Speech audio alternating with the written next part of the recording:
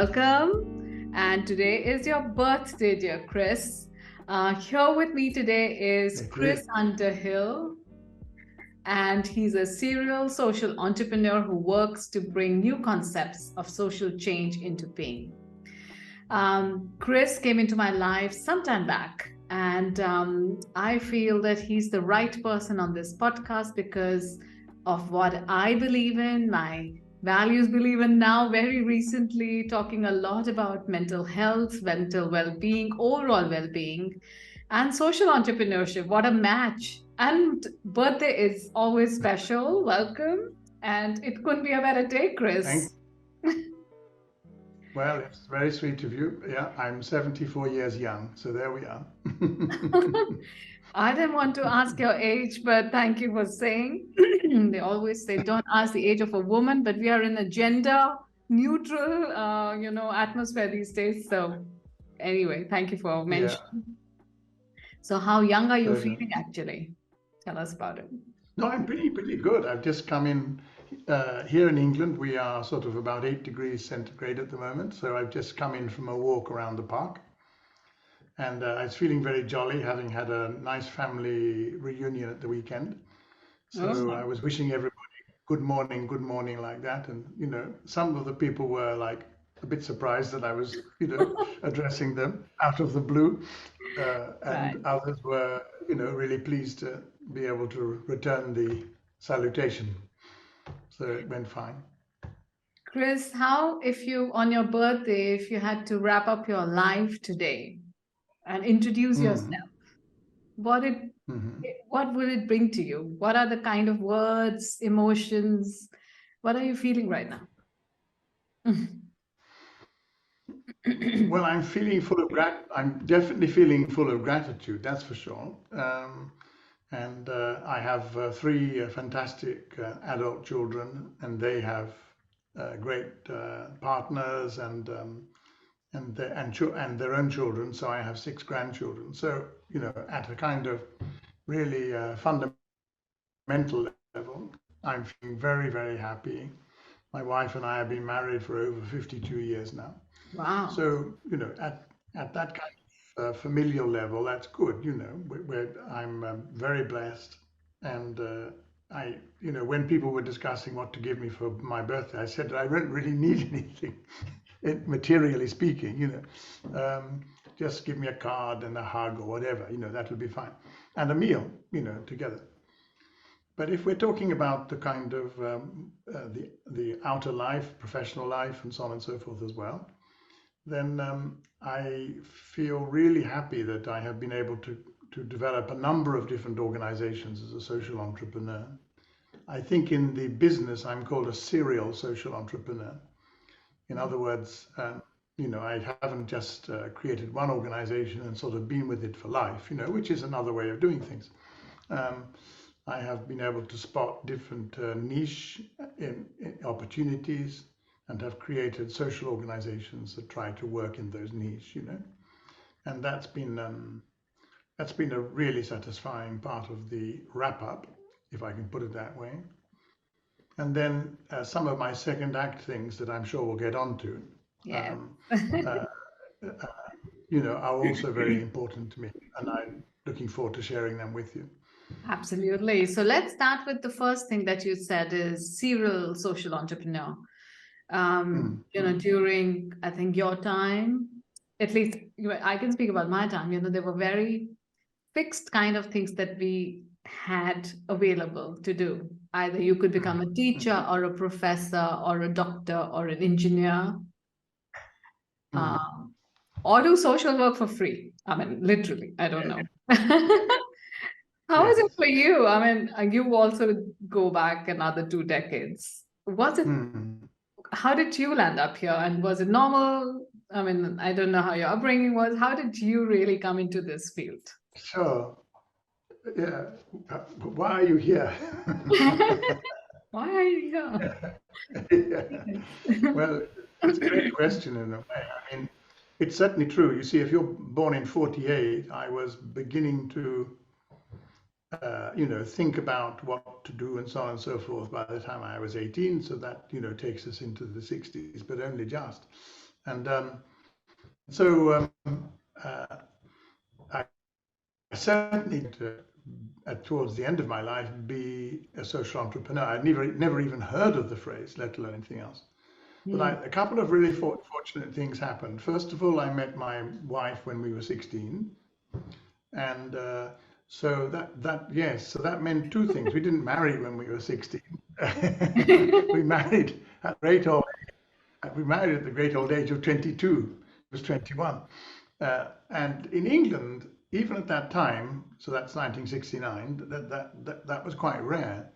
Um, and so what that brought for me was stability. Mhm. It, that brought stability in my life and a kind of unintentional discipline in a sense, you know. Um, I certainly didn't feel I had to go out and find a wife and all of those things which, you know, young men otherwise might feel they have to do. Um, so that was great. And then the other thing it did, it brought me, and this is funny in Indian terms, it, it, it brought me a father-in-law. Um, and, um, and, you Wow. know, and as you know, there are tons of jokes about father and mother-in-laws and all the rest of it. But in my case, it was a huge blessing because I sort of became his son in a way. He hadn't got a son. He had some beautiful daughters, but not a son. Um, and so I was able then to fulfill an interesting ambition, which I would not have been able to otherwise, which was to go into agriculture. So there you are, you see. Here I am now, a social entrepreneur in the field of mental health and so on. But I started in another field. I started in agriculture. Wow. And as a result of that and those basic qualifications, they weren't very high level ones, my wife and I offered ourselves as volunteers to VSO, voluntary service overseas. Yeah. And so we went and served as volunteers in Zambia. Wow. Uh, and yeah, and believe it or not, Zambia was only 4 years old as a country. It went independent in 64. There Mhm. we were, arriving in 69. And so I was teaching agriculture to secondary school children in the bush. That's where we were. We were stationed miles into the bush in a big secondary school, which was also a boarding school. Wow. And my wife taught English. Uh, and so I had that wonderful opportunity of studying agriculture as it was done by local subsistence farmers, Wow.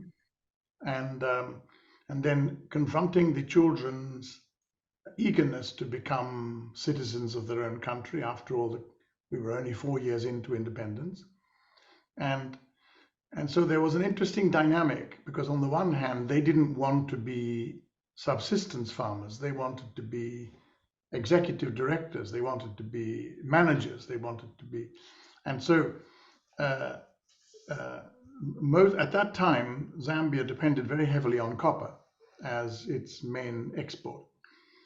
And so the kids mostly wanted to go there and become part of the managerial system of the copper mines and so on. Wow. Years later, long after we had left Zambia, we found to our great interest and consternation in one way that the copper prices had tumbled. And so the copper belt, the copper mining had really gone down, you know. And a lot of the children that I taught depended upon the agriculture that I had taught them all those years ago at Wow. school.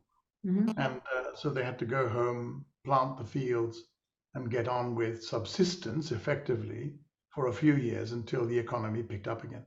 Right. And so it was such an interesting early experience of how to set something up and how to get it going and how to appreciate other people's culture. Because Wow. my point was that the subsistent farmers who were already there, you know, knew a thing or two. They were knowledgeable. They had actually got natural science on their side. And so when I came home again, Mhm. all that was sort of buzzing in my head, you know, Mhm. and also the idea of extending horticultural gardening, agricultural technique to people who were hungry for it. In other words, the farmers themselves.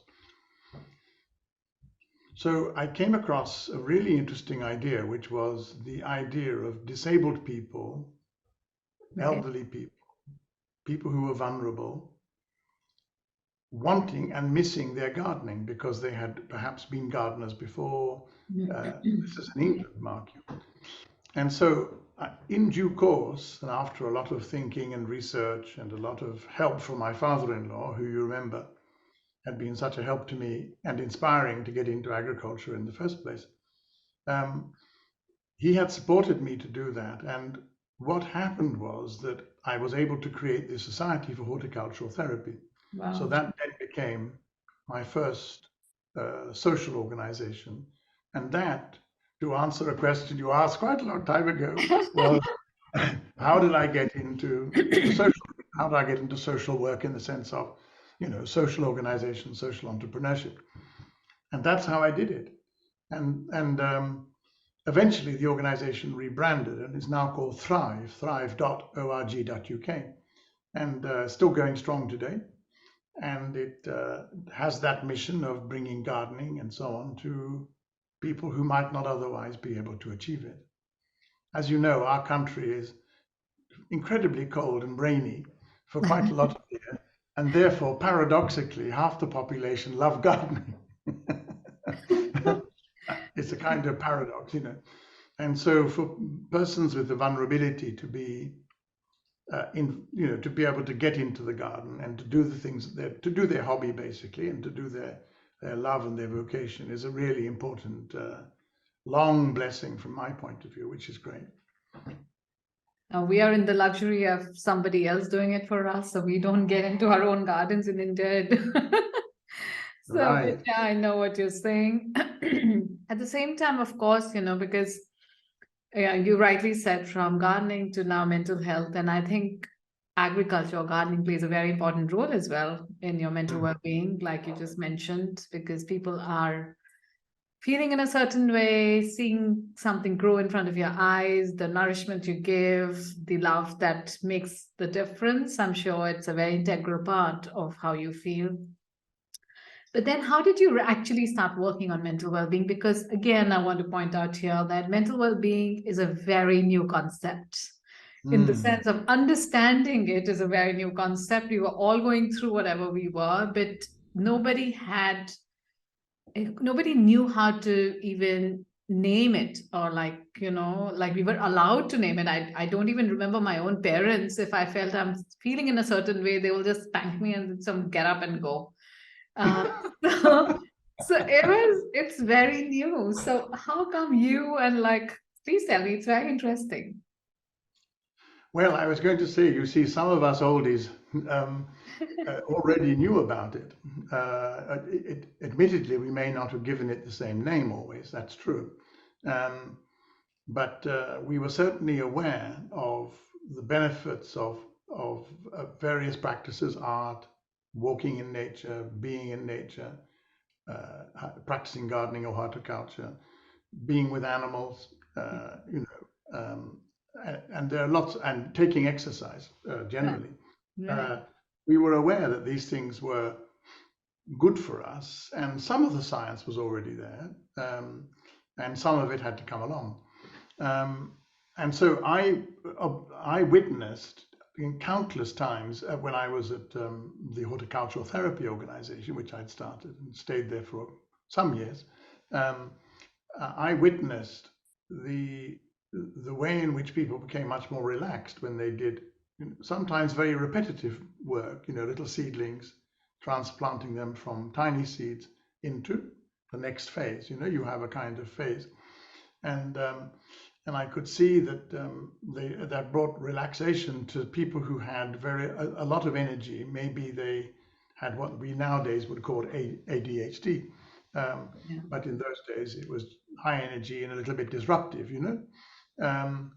I also saw how it could bring benefits to people with physical, for example, after an orthopedic operation. It's quite painful, although it's a miracle of an operation, it's quite painful to begin with, Right. And as part of the physiotherapy, if you get a person to be able to stand and do something and then sit and have to do something else, stand, do something, sit, something else. And if that is actually an engrossing thing to do with gardening, horticulture, to do with something real, What happens is that some of the pain, at least, externalizes, and So true. you begin to see the merit of what you're doing, what you're planting. I was once very privileged to be present at a gift giving between a young man who has Down syndrome and his parents. In those days, I'm afraid to say that many of the people with Down syndrome lived in big institutions in the UK. It's changed a lot, Right. but in those early days, it was like that. Early days means 78, 79, 80, around that. And he invited me. He had become part of a gardening project which we had set up at his institution, and we set it up so that the kids could get outside, they could get into the fresh air, and they would have, they would have to learn about horticulture at the same time, and that was giving them a skill. So he invited me, and we went into the rather dark, gloomy ward where his parents were waiting. And so his parents were sitting on the bed. There was nowhere else to sit. They were sitting on his bed. There were lots of other beds. It was like an old-fashioned hospital ward. And there was just one cupboard, small cupboard, bedside cupboard, next to his bed. So he then invited me to sit down. So there we were, Mum, Dad, and me, all sitting in a row. Okay. And he then opened the cupboard, chip like that, and reached in and took out a huge cabbage. Which took out a huge cabbage and turned to his mum and gave it to her. Of course, we all burst into tears because it was such a moving thing. He was so proud of his achievement. Sweet. Yeah. And he had produced something on his own, of his own, So and here was a gift that he could give his parents. so cool. The great follow-up to that story is that some time later they began to look into closing the institution, not in a violent way, but to slowly reduce it down so that people could live in the community. And he went back to live with his parents, which was a fantastic achievement of the hospital as well as the project, But that was about well-being. That was about well-being in action, actually. That's about looking at it and seeing it in front of your eyes. Now, it took a while before we labeled it as well-being, but of course, it's always been around in a sense, and some of us have been privileged to be part of it in its early function. Yeah, thanks for that. And I think it's a big contribution, especially since you were able to identify, work on it, bring it to life. At this point in time now, you are also working with Catalyst and Right. spearheading the mental well-being space. What's going on in the mental well-being space? Tell me. Sure. Right. But Yeah. I'm very privileged to be part of, or very excited to be part of Catalyst 2030. We are a huge group of social entrepreneurs, nearly 2,000, I think we are now, who are all working to try to help achieve the SDGs and the Sustainable Development Goals. And so that's the point of Catalyst 2030. And of course, 2030 means when the SDGs come to the end of their period. And so we have a huge number of collaborations within the Catalyst 2030. All sorts of different issues are discussed and managed, as well as country-based issues as well. And so what's happened is that I have been privileged by being invited to run the mental health collaboration. And so we have about 40 different organizations in the collaboration at the moment. It's slowly growing, although I think we've probably reached a very comfortable number at the moment. And so now to answer your question more directly, and I get some of this information from these members who are all different kinds of organizations right around the world, by the way. And so what's happening, I think, is that finally mental ill health, at least in some countries, is being recognized for what it is. And that has two kind of facets to it. It means that people recognize that it is a treatable set of conditions. It's not one illness, it's a set of conditions. And many of the conditions are treatable. And that's important. We have a whole lot more research now than we did in the old days. So that is really good, from that perspective. Yeah. And if it's treatable, it means that it can be brought in. In some cases, it can be actually pretty much, a person can find that it's pretty much gone from their lives altogether. And in other cases, whilst they will have the condition for all their life, they have this incredible journey where they learn, in fact, how to manage it and how to look after themselves. Indeed, their well-being, Mm-hmm. but in this context, it's their well-being relating to a mental health concern.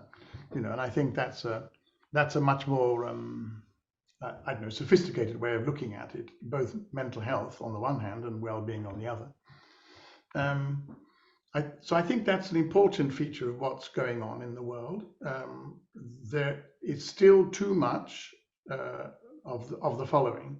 There is still too much of the situation where people who are being identified as having mental health concerns are not being offered treatment in many countries, and so that's something we really regret. And so being able to offer treatment is still, I think, very much part of the overall wish list. World Health Organization mental health department is very clear on this subject, and it's an excellent department which really gives guidance in this kind of way. And I think the other thing is that there is still insufficient financing of mental health programs. And that's as true in the first world, as it were, the developed world, as it is in the developing world. It's one of the things that we hold in common worldwide, is the fact that the financing of mental illness is just not there. So, and the gap, if you think about it, you've got depression is probably something like 6% of population. And then you have anxiety disorder, which will add another percentage or two, and then schizophrenia, bipolar, and so on. So you can quite quickly, without much effort, get to between 10 and 12% of population. That's a whopping great number when you think about it. Yes. But when you look at the amount of funding which is going in as compared to, I don't know, coronary heart disease or HIV/AIDS and so on and so forth, you will find that even though the numbers treated are much smaller, the amounts of money are much larger in those conditions. Right. At the end of the day, this is not about pitting one condition against another, but what it is that I think people with mental illness need a fair crack of the whip, and they need to know that there are enough social workers, enough nurses, particularly mental health nurses, and of course psychologists and psychiatrists being trained and promoted so as to be able to provide good community-based care, because the days of long-term institutional care really should be over for most of us.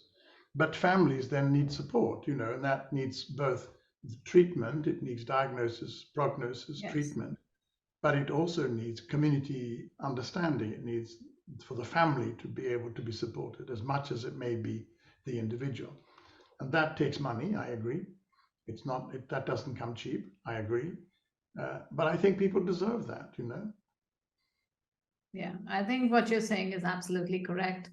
While, of course, the treatment is one of the concerns which is not available so much as the other, like you said, there are other things when you can actually control or work upon yourselves, because the treatment is still the next phase of, feeling in a certain way, but they're in order to be in a good mental well-being space.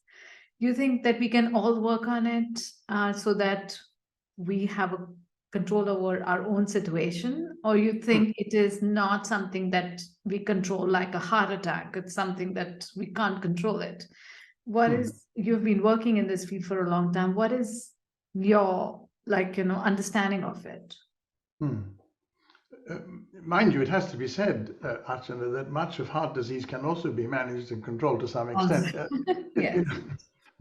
Depending upon the way in which we treat our body and all the rest of it. That's and as a result of that observation, which I'm making partly as a tease to you, but nevertheless, if we take that as an example, if we also then go across to mental health and well-being, The Yes. two fields, of course, have intimate relationship with each other, but they are also separate. Yeah.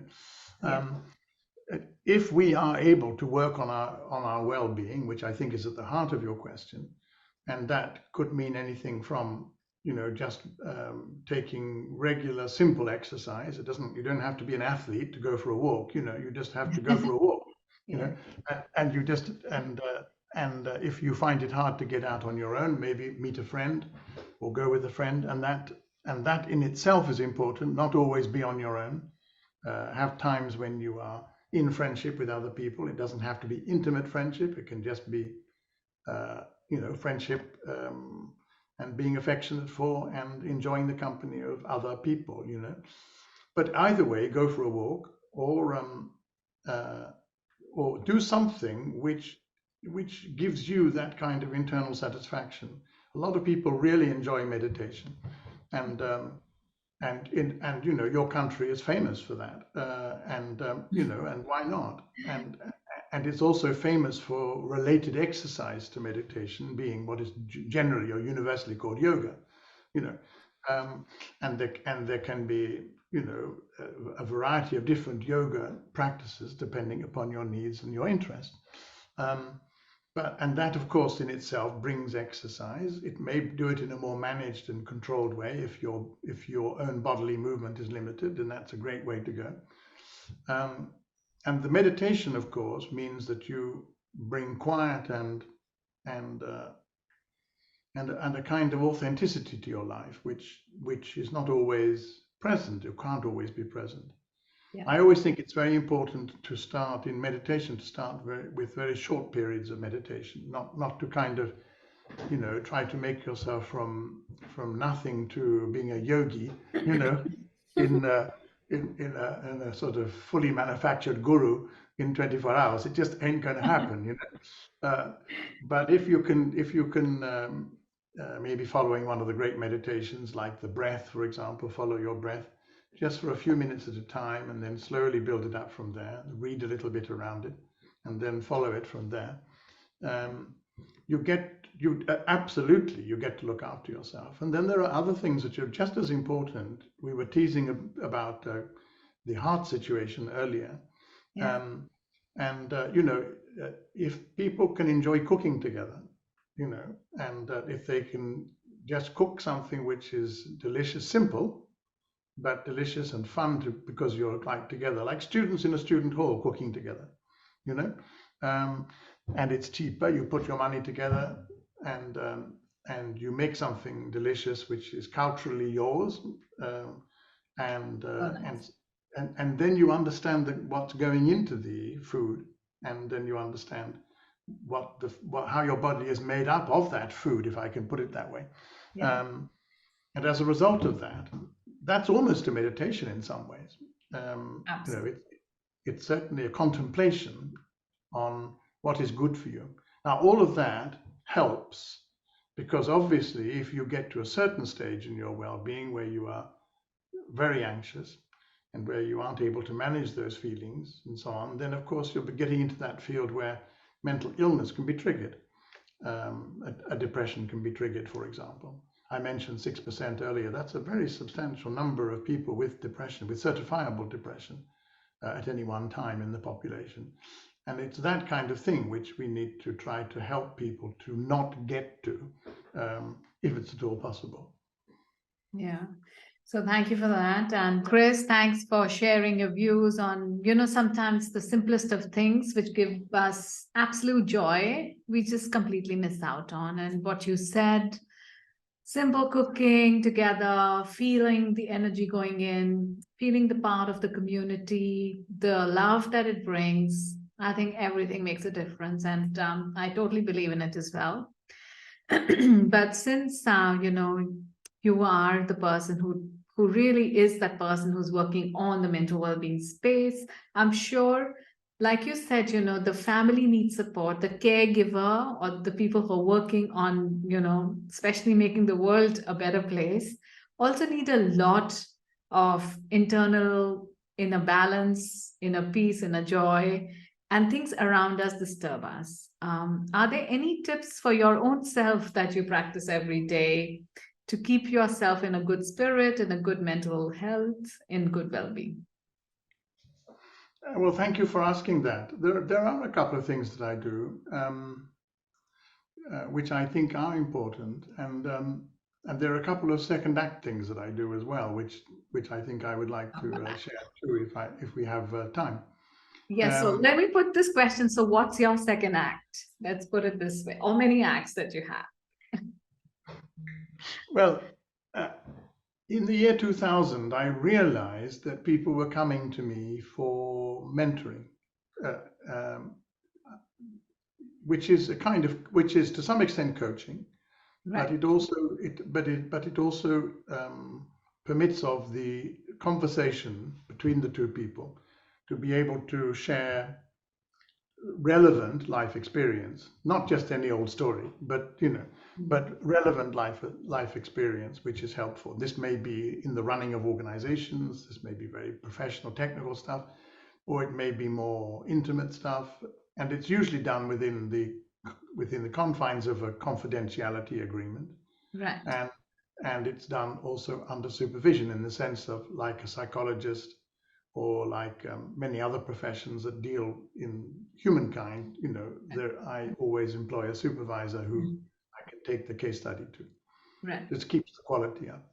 Now, in those early days, I only did it occasionally, and I hadn't got a lot of experience. But by 2016, I had developed quite a practice. And when I left full-time employment in the conventional sense, Right. I went more into a portfolio kind of existence, which I found fun anyway, and where quite a lot of the time was spent building up a client base in mentoring.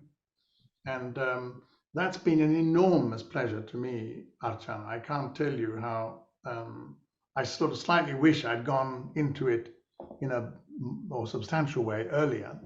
As I said, since 2000, I've done some of it, and so I've been able to help people in leadership positions. I've been able to work with people who are just starting something.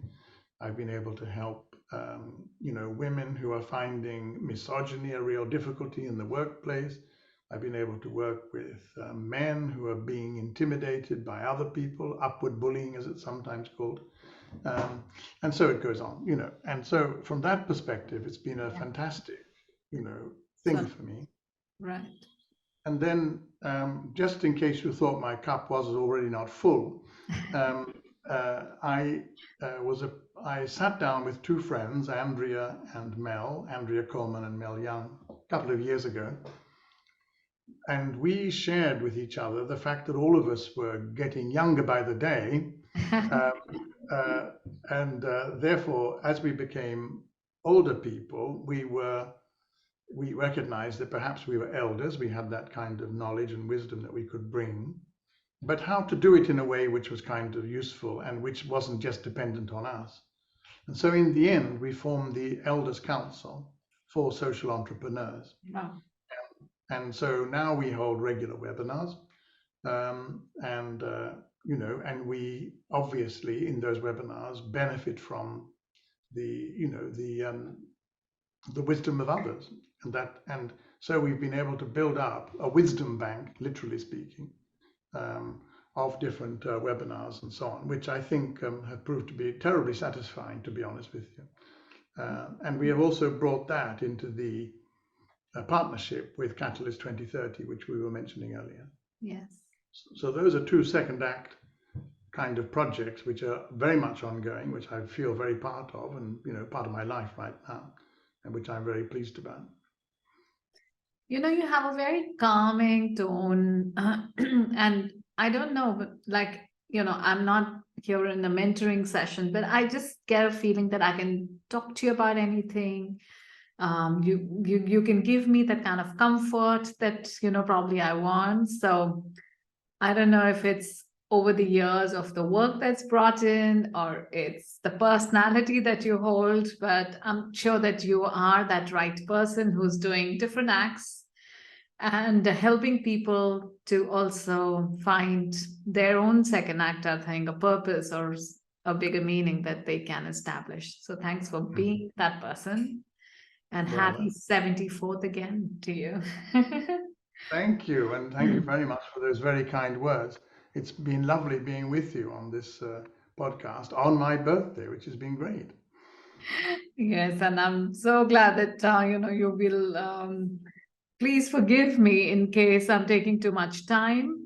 I just have few rapid fire questions, which I normally ask randomly, but these are like those quick, quirky questions to get some humor and some one-liners from you if you're ready. Go for it. Okay. So, what is that one big decision you've made recently? A big decision. Oh, that's easy to play the bass guitar.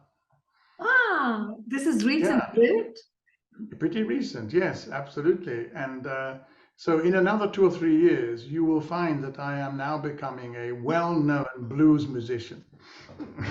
Then I will call you for another second act interview, by the way. Well, I'll serenade you. Oh, wow, so wonderful. So, what's left in your bucket list? A couple of things I think that are left in the bucket list. I mean, I think I would love to be able to, and I'm already doing it in a small ways. So I'm cheating a bit in answering the question as I am because I've started it a little bit. But I'm really enjoying supporting younger people in their concerns about climate change. Oh, wow. And so I come at it from a place of knowledge, in other words, mental health, well-being, and all that, which we've talked about.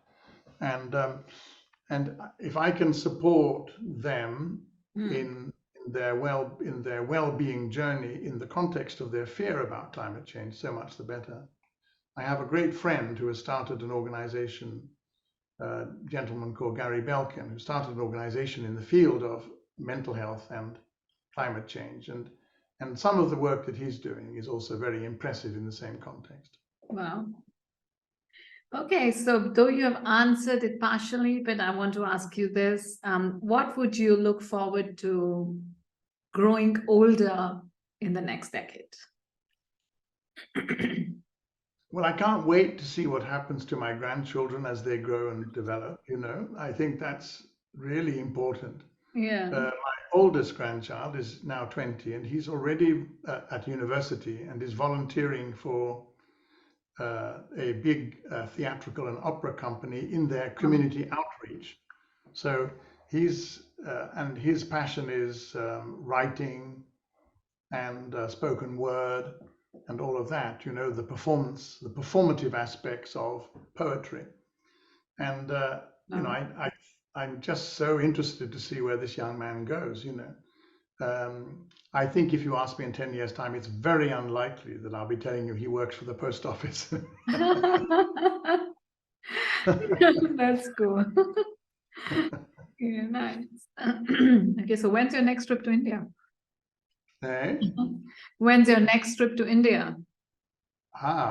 Well, of course, if you invited me, no, I'm teasing. I would. There you are, there you are. No, I would love to come. I have so many friends in India, and so now that the pandemic is well and truly getting behind us, Yeah. and it's easier to travel from that perspective, then I would love to come again. So maybe 23, who knows? Yeah, and I'll be waiting and I will be rather inviting you for it. Who never say never.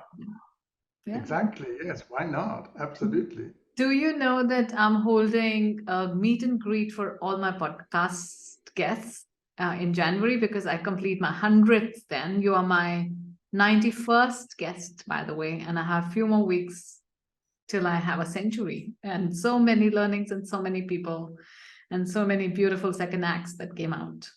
Oh, So wonderful. Well, I look forward to that very much and very much hope I can attend. yeah, so of course that's one invite anyway. So many more to come. Great. Thank you. So what inspires you or motivates you, or some book quotation, person, anything that just says, okay, I get a spark from here. Hmm.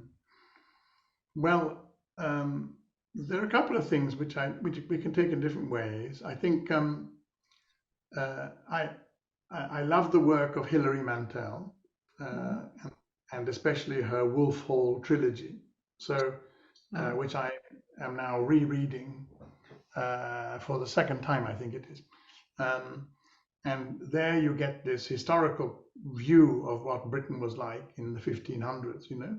oh. And so if I want to sort of come out of myself and be in another world, you know, that's one of the ways in which I do it. So that would certainly be something which I think has been very important to me.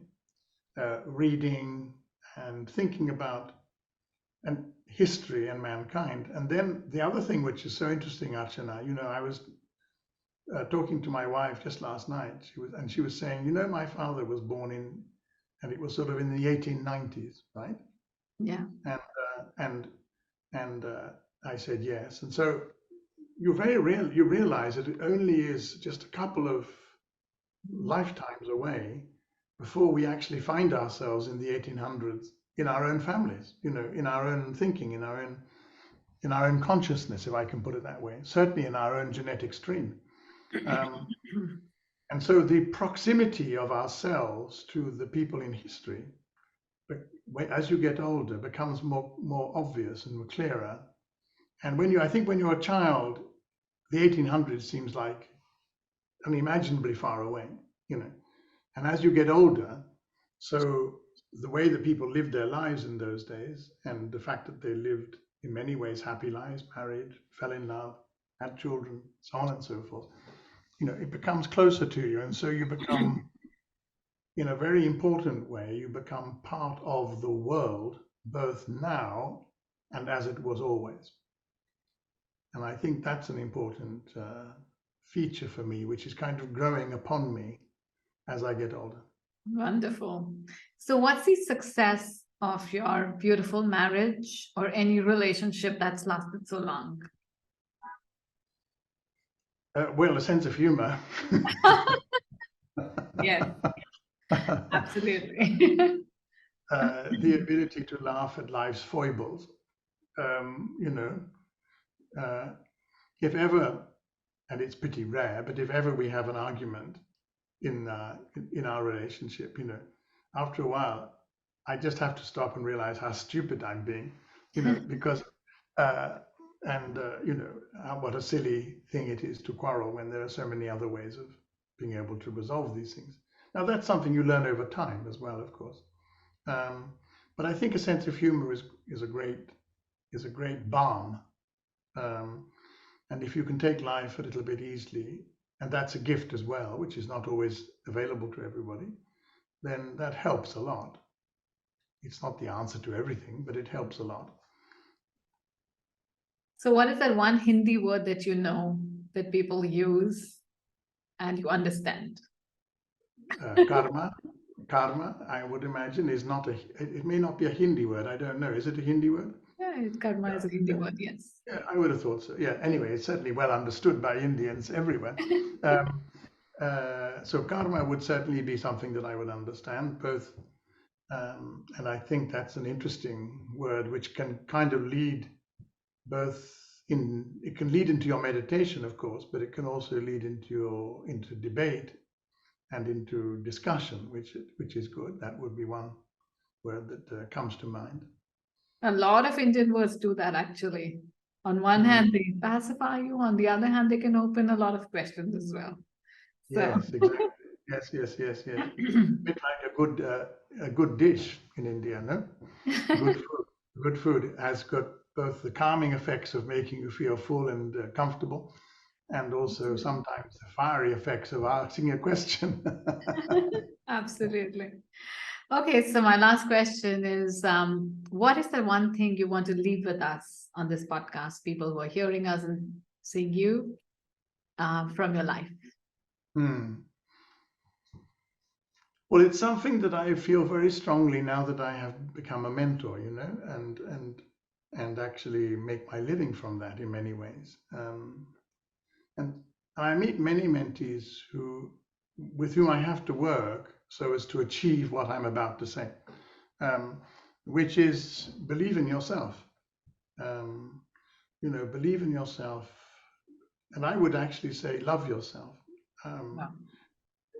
Because if you don't believe in yourself and if you don't have a certain compassion for yourself, love for yourself, then it's going to be very difficult for you to believe in others and also to convince others to believe in you. And even that phrase is not quite appropriate. We don't want to go about the place convincing people to be trustworthy, trusting or reliant upon us. We just want to be. And if we just want to be, we have to be confident and comfortable in our own skins, you know? So trusting in yourself, believing yourself really helps in that context. And that brings about the necessary medicine that you're then looking for, which is that other people enjoy being in your company, especially if you can put a bit of sense of humor as part of the sauce into that mix, which we've mentioned already. I think believe in yourself is how I would want to leave it. So nice. And thank you so much. And this was fantastic. It just gave a sneak peek into your 74 years, to be honest. And I would love to continue this conversation. There's so much to learn from you. Of course, I can't pay your fees as a mentor, but I'm not going to stop asking questions, which I will. Spoken like a true woman. That's good. That's really good. Well, yeah, tricks of the trade, you see. So, exactly. See you in India soon, and maybe another series of my podcast, because I'm going to do a special series only on social entrepreneurship after my 100th. So I've been thinking about it, and this gave me a lot of direction as well. Oh, great. Well, wish you all the best with the next few podcasts until you get to your 100. Yeah. We're all pushing for your century. Yeah. And then, absolutely. And then after that, very happy to support you in the social entrepreneurship podcast series, because I think it's actually a very interesting thing to do. And I'd be happy to support you in that, whichever way it goes. Thank you. This is your birthday gift to me, by the way, if you didn't notice. Very happy to make that gift. Absolutely. Thank you. So nice. All right. All the best. Happy birthday again. Thank you.